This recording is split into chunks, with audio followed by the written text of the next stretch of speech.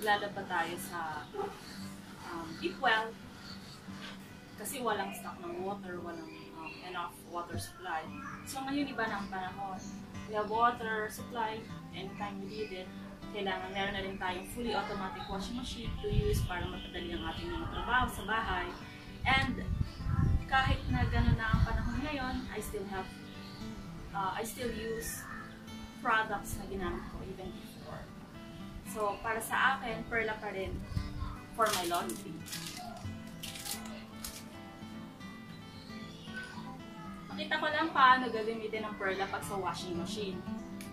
So nandito na yung aking laundry. These are pillowcases and isang malaking kumot. What I will do now is lagyan ng ginadgad na Perla yung laban.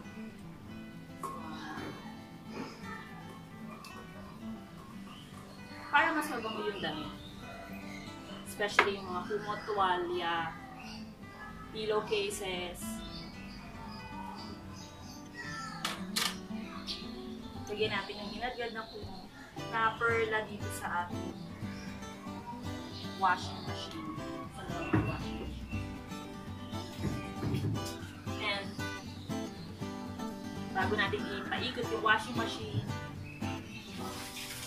kuskusan natin ng Perla yung ating labahin. Ang bango-bango ng Perla, kaya naman ang bango-bango niya sa mga damit natin. Kahit sa mga tuwalya, sa mga kumot, and sa pillowcases. Kahit na ilang taon na nandito ang Perla, ganun pa rin yung kanyang quality. And it remains gentle sa skin and sa clothes. Yeah.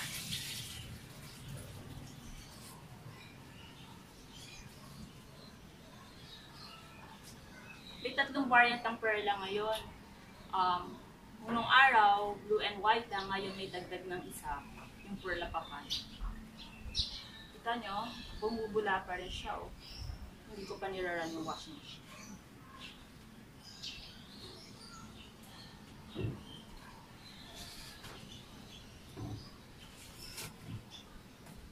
Iba na nga noon, iba rin ngayon ang panahon.